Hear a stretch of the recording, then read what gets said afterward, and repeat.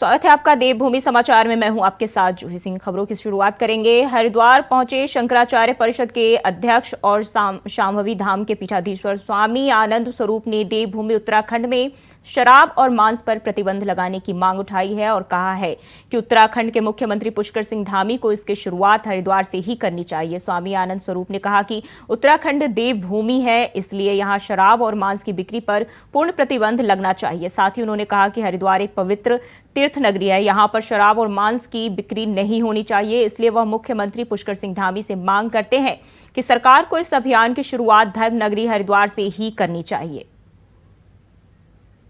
हरिद्वार में जो लोग बाहर से, हरिद्वार तीर्थस्थल है और जो भी कई लोग इस प्रकार से देख रहे हैं कि जो धर्मस्थल है, तीर्थस्थल है, वो पर्यटन स्थल है। हरिद्वार हरि का द्वार है। 1915 से यहाँ मांस और मदिरा का प्रवेश वर्जित है। मैं उत्तराखंड सरकार से मांग करता हूँ कि समस्त देवभूमि में शराब और मांस और मदिरा का सेवन बिक्री बंद कराइए। कम से कम इसकी शुरुआत समस्त डिस्ट्रिक्ट में हरिद्वार से करिए। अब आप देखिए, हर की पैड़ी के पास में अभी एक लड़का बोल रहा था, पीछे ही ज्वालापुर है। ज्वालापुर में आप शराब लाइए, मांस लाइए, जितना लाइए, भेड़ लाइए, बकरी लाइए, जो भी लाइए मिल जाता है आराम से। तो यह जो हमारे ऊपर हमारी भावनाओं को ठेस पहुंचाने वाली चीज़ है, उत्तराखंड सरकार को तत्काल इसको रोकने का प्रयास करना चाहिए। शराब और मांस को प्रतिबंध करने की मांग जो है उठी है और शराब मांस पर प्रतिबंध लगाने की लगातार मांग शंकराचार्य परिषद के अध्यक्ष ने की है। हरिद्वार से ही मुख्यमंत्री से इसे अपील की है कि इसकी सबसे पहले शुरुआत हरिद्वार से ही की जाए। उन्होंने कहा कि धर्म नगरी हरिद्वार से इसकी शुरुआत हो। शराब और मांस पर प्रतिबंध लगाने की मांग उन्होंने मुख्यमंत्री पुष्कर सिंह धामी से की है।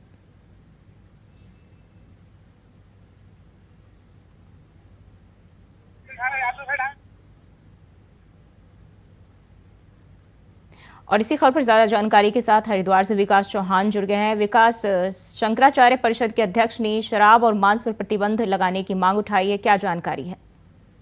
जी बिल्कुल, हरिद्वार एक धर्म नगरी है और यहाँ पर पहले से ही जो नगर निगम का बायलॉज है उसके अनुसार यहाँ पर मांस मदिरा इस नगर पालिका क्षेत्र में बिल्कुल वर्जित है। हालांकि जिस तरह से स्वामी आनंद स्वरूप ने भी बात उठाई है कि आय वगैरह इस तरह की सूचनाएं जरूर मिलती हैं कि प्रतिबंधित क्षेत्र में भी इस तरह की चीजों को बिक्री यहाँ पर छुपे रूप से यहाँ पर की जाती है।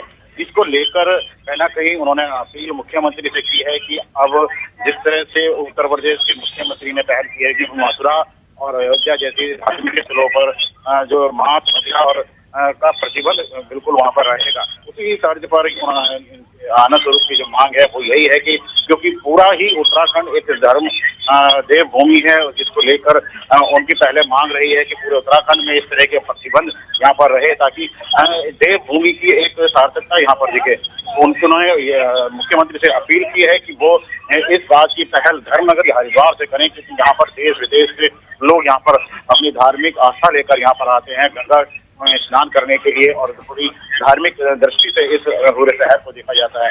तो उन्होंने मांग की है कि पूरे जिले में ही इस तरह की, क्योंकि नगर पालिका जो क्षेत्र है और उसमें भी पिछले कई सालों से इसके जो क्षेत्र है उसको कम यहाँ पर किया गया है, जिसके चलते आसपास के क्षेत्रों में मदिरा और मांस की दुकानें यहाँ पर ज्यादा बढ़ रही हैं, जिसको लेकर उन्होंने अपनी नाराजगी व्यक्त की है और उन्होंने मांग की है मुख्यमंत्री से कि अब पूरे जिले में मांस मदिरा का प्रतिबंध यहाँ पर किया जाए और इसकी जो ये शुरुआत होगी और इसके बाद पूरे प्रदेश में इस तरह की उन्होंने मांग की है कि पूरा प्रदेश की इस देवभूमि की जो सार्थकता है उसको बढ़ाने के लिए कहीं ना कहीं इस तरह की पहल जरूर मुख्यमंत्री को करनी चाहिए। जी, उत्तराखंड के मुख्यमंत्री पुष्कर सिंह धामी को इसकी शुरुआत हरिद्वार से ही करनी चाहिए, ऐसी उन्होंने मांग की। तो सरकार की तरफ से क्या प्रतिक्रिया मिल रही है? देखिए, अभी क्योंकि जो आनंद स्वरूप है वो एक दिन यहाँ पर हरिद्वार पहुंचे थे, उनको जिस तरह से उन्होंने ये ध्यान दिया है, हालांकि इससे पहले मुख्यमंत्री को पत्र लिखकर इस तरह की मांग की है कि वो यहाँ पर पूरे प्रदेश में इस तरह की जो देवभूमि की जो आस्था है उनकी भावनाओं का ख्याल रखें। हालांकि इस तरह से धामी सरकार। जी, बहुत बहुत शुक्रिया आपका तमाम जानकारी के लिए।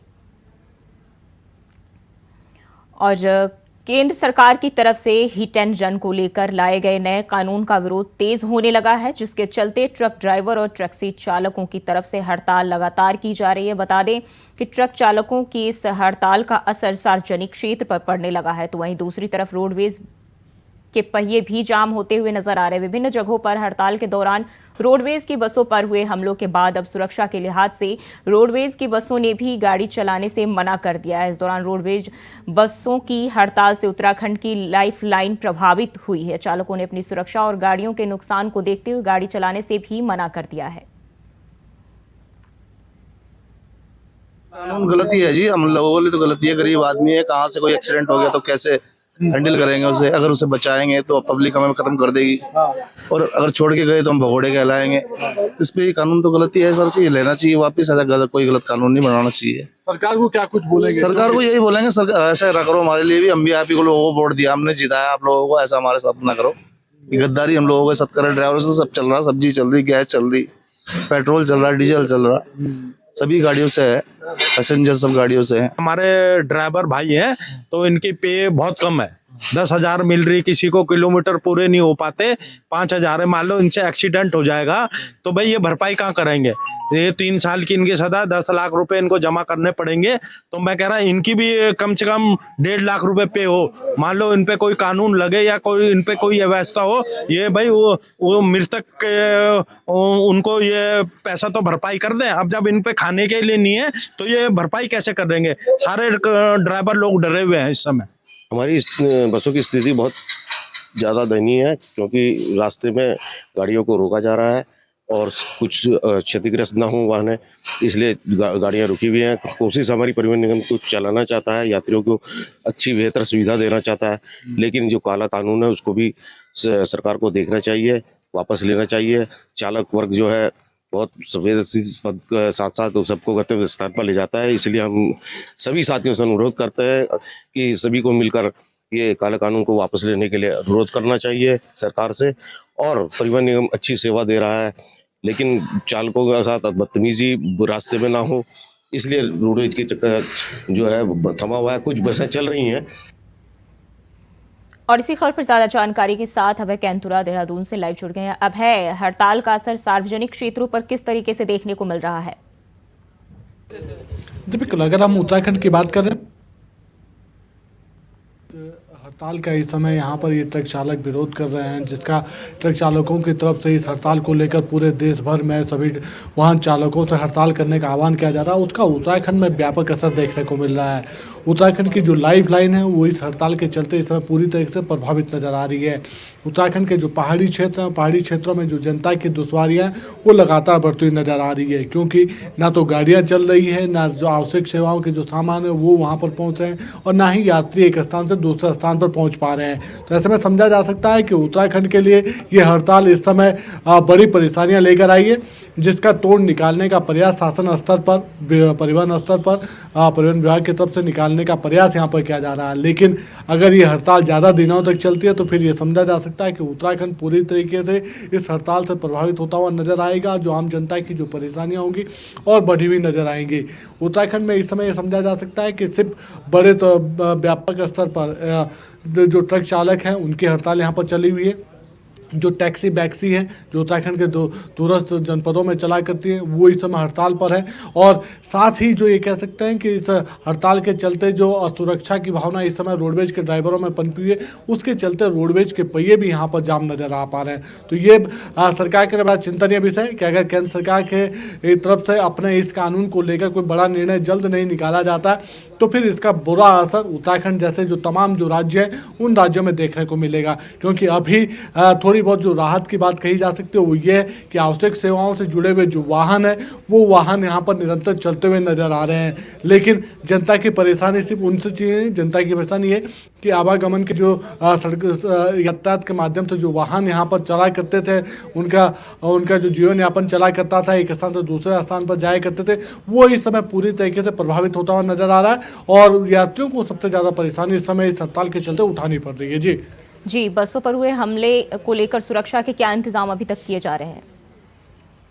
तो बिल्कुल अभी ये कह सकते हैं कि परिवहन विभाग की तरफ से कोई ऐसा पुख्ता इंतजाम अपने ड्राइवरों के लिए नहीं किया गया, ना ही उन्हें सुरक्षा की कोई ऐसी भावना यहाँ पर या ऐसा कोई भरोसा आश्वासन दिया गया है कि उनके साथ अगर इस तरह की कोई घटना होती है जिसमें उनके हमले में उनके घायल होने की संभावना रहती है तो उनसे कैसे निपटा जा सकता है, उनके लिए किस तरह से राहत दी जा सकती है, वो अभी तक विभाग की तरफ से नहीं किया गया। यही वजह है कि अभी तक आश्वासन या भरोसा न दिए जाने के चलते रोडवेज के जो ड्राइवर हैं उन्होंने भी गाड़ी चलाने से मना कर दिया गया है, क्योंकि पिछले दिनों ये कह सकते हैं कि पिछले 24 घंटे के भीतर रोडवेज की जो बसें एक राज्य से दूसरे राज्य में जो जाती थी या पहाड़ के दूरस्थ क्षेत्रों में जो बसें यहाँ से संचालित होती थी वो इस आंदोलन के चलते प्रभावित हुई है। सीधे तौर पर उन्हें ट्रक चालकों की तरफ से या जो आंदोलनरत जो दूसरे ड्राइवर हैं उनकी तरफ से उनको धमकियाँ देने का काम यहाँ पर किया गया, उन्हें डराने का काम यहाँ पर किया गया कि अगर वो इस आंदोलन में उनका समर्थन नहीं करते तो फिर उनके खिलाफ या उनके जो गाड़ियाँ उन गाड़ियों को नुकसान पहुँचाने का काम उनकी तरफ से किया जाएगा।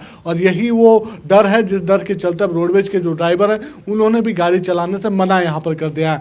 और ड्राइवरों की इस हड़ताल के लिए ये कह सकते हैं कि परिवहन विभाग अब अलर्ट मोड में है, सरकार अलर्ट मोड में है। सरकार की तरफ से शासन के अधिकारियों को निर्देशित किया जा चुका है कि वैकल्पिक व्यवस्था यहाँ पर संचालित की जा सके ताकि जो जनता की परेशानियाँ वो दूर हो सके, जनता के लिए जो आवागमन के जो साधन है वो पूर्व की भांति यहाँ पर बरकरार रह सके ताकि जनता की जो आने जाने की जो असुविधा इस समय हो रही है जनता को वो यहाँ पर खत्म की जा सके। लेकिन बहुत बहुत शुक्रिया आपका तमाम जानकारी के लिए। और सीधे चलते हैं बागेश्वर, जहां सीएम पुष्कर सिंह धामी लाइव है। क्या कुछ कह रहे, चलिए आपको सुनाते हैं। लोकार्पण और शिलान्यास किया गया है उन योजनाओं के धरातल पर उतरने के पर ये जनपद बागेश्वर के विकास में आने वाले समय में एक मील का पत्थर साबित होंगी। इन योजनाओं के द्वारा न केवल इस क्षेत्र का विकास सुनिश्चित होगा बल्कि आने वाले समय में हमारे जो नौनिहाल है, हमारी जो नई पीढ़ी है उन सबको भी इन सब का लाभ मिलने वाला है। आज इस कार्यक्रम में विभिन्न महिला समूहों द्वारा जो स्टॉल तथा प्रदर्शनी लगाई गई है, जहां इनमें एक और हमारे देश के यशस्वी प्रधानमंत्री आदरणीय नरेंद्र मोदी जी द्वारा दिए गए आत्मनिर्भर भारत के इस मंत्र को धरातल पर उतारने का कार्य कर रहे हैं। वही हमारी जो मातृशक्ति है उनकी प्रतिभा और कौशल से सभी को परिचित कराने का काम हो रहा है। हम उत्तराखंड राज्य के निर्माण में हमारी मातृशक्ति द्वारा किए गए योगदान को कभी नहीं भूल सकते। आज हमको ये राज्य प्राप्त हुआ है तो हमारी मातृशक्ति के द्वारा जो आंदोलन किया गया था वो आंदोलन चाहे वो खटीमा का गोलीकांड हो, मसूरी का गोलीकांड हो या रामपुर तिराहा का संघर्ष हो, हम उसको कभी भुला नहीं सकते हैं। यह आप ही लोग ही है जो अपने परिवार का ही नहीं बल्कि अपने समाज और अपने प्रदेश के हितों का भी ख्याल रखती हैं। मेरा मानना है मातृशक्ति के सहयोग के बिना किसी भी समाज या किसी प्रदेश देश का विकास संपूर्ण नहीं हो सकता है। यही कारण है हमारी संस्कृति में अर्धनारीश्वर की कल्पना की गई है और कहा गया है यत्र नारस्तु पूज्यन्तु रमन्त्र तत्र देवता। मेरा मानना है कि जब महिलाएं किसी भी कार्य को अपने हाथ में ले लेती है तो उस कार्य को पूरा किए बिना वो कभी चैन से नहीं बैठती हैं, क्योंकि परिश्रम और लगन हमारी मातृशक्ति एक दूसरे के पूरक है। जिस भी राष्ट्र की मातृशक्ति शिक्षित हो उस राष्ट्र का वर्तमान ही नहीं बल्कि आने वाला जो भविष्य है वह भी सुरक्षित रहता है। क्योंकि आज हमारे नौनिहालों को, हमारे छोटे छोटे बच्चों को अगर हमारे शिक्षकगण विद्यालय में शिक्षा देने का काम करते हैं तो उनको पहली शिक्षा और पहला संस्कार वही देने का काम करती हैं तो हमारी माताएं बहनें करती हैं जो उनके परिवार से शुरू होता है। जिस राष्ट्र की मातृशक्ति शिक्षित हो वो कभी भी पीछे नहीं रह सकता है, हमेशा उसकी प्रगति सुनिश्चित होती है।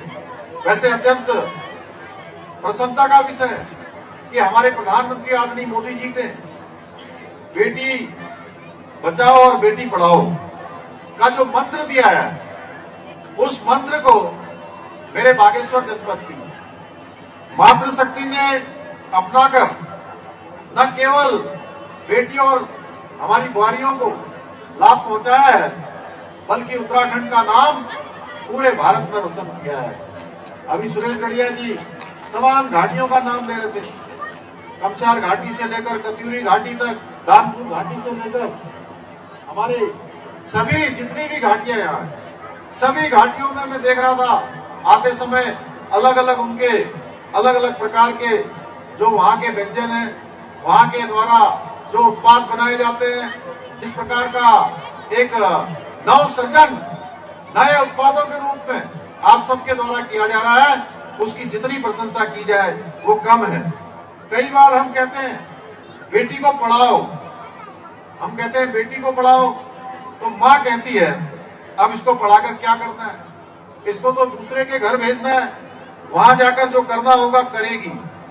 मैं कहता हूं, मैं आज इस मंच से कह सकता हूं कि बेटी दो दो घरों को जोड़ने का काम करती है, अपने ज्ञान के प्रकाश से आलोकित कर सकती है। इसके लिए उसकी पढ़ाई तो और भी अधिक महत्वपूर्ण है। कभी भी हमको अपनी बेटियों को ये सोचकर स्कूल नहीं भेजना है कि वो दूसरे घर चली जाएगी। आप सभी जानते हैं हमारी संस्कृति में हम सब लोग कन्यादान करते हैं, और कन्यादान हमारे लिए सबसे बड़ा पुण्य का काम होता है। कन्यादान से बड़ा पुण्य का काम कोई नहीं होता है, लेकिन उस पुण्य का लाभ हमको तभी मिलेगा जब हमने कन्यादान के साथ साथ विद्या का भी दान किया है, यानी अपनी बेटी को ठीक से पढ़ाने का काम किया है, ठीक से उसकी शिक्षा दिलाने का काम किया है। इसलिए मैं आज इस अवसर पर आप सभी से अपील करना चाहूंगा कि अपनी बेटी का कन्यादान करने से पहले उसे विद्यादान देकर मन मस्तिष्क में ज्ञान के बीज को अंकुरित उसको होने दें, पूरी तरह से उसके अंदर शिक्षा से परिपूर्ण होने दें। आज के इस अवसर पर मैं आप सभी माताओं बहनों से भी यह अपील करता हूं कि बेटियों को शिक्षित करने के साथ साथ उनको आत्मरक्षा के संबंध में भी जानकारी देना अत्यंत आवश्यक है। आज के इस कार्यक्रम में आपके द्वारा दिखाए गए इतनी बड़ी विशाल संख्या में जो आप सब लोग यहाँ पधारे हैं, आपको जहां एक तरफ शास्त्र का ज्ञान है, वहीं आप लोग आत्मरक्षा करना भी जानती हैं। अब आज की नारी, मैं कह सकता हूं कि आज की नारी अब अबला नहीं है। आज की जो नारी है, आज की जो मातृशक्ति है, वो हर प्रकार से सबला है, हर प्रकार से आज सशक्तिकरण की ओर बढ़ रही है। क्यों बोलिए ना जोर से आप लोग, है ना सबला है। सब आत्मनिर्भर भारत की ओर बढ़ रहे हैं कि नहीं बढ़ रहे हैं? चलिए बहुत अच्छा, जोर से बोलिए, हाँ कहिए ना, बहुत अच्छा। आज के इस कार्यक्रम में जहां संपूर्ण बागेश्वर जनपद की सभी घाटियों की हमारी मातृशक्ति यहाँ पहुंची है, जो ये दर्शाता है कि हमारे जो लोकाचार हैं वो भले ही अलग अलग हों, इस घाटी में अलग, उस घाटी में अलग, दूसरी घाटी में अलग, लेकिन हमारी मातृशक्ति की मेहनत और प्रतिभा में कहीं भी कोई अंतर नहीं है। सभी जगह मुझे एक चीज दिखाई देती है कि समान रूप से सभी घाटियां हमारी अपने अपने परिश्रम से, अपनी अपनी मेहनत से तेजी से आगे बढ़ रही हैं। कोई किसी क्षेत्र में आगे बढ़ रहा है, कोई किसी क्षेत्र में आगे बढ़ रहा है। आज हमारे प्रधानमंत्री आदरणीय मोदी जी के नेतृत्व में महिला सशक्तिकरण के क्षेत्र में, यानी कि माताओं बहनों को आगे बढ़ाने के लिए अनेकों काम हो रहे हैं, जो हमारे नए भारत की शानदार तस्वीर प्रस्तुत करते हैं।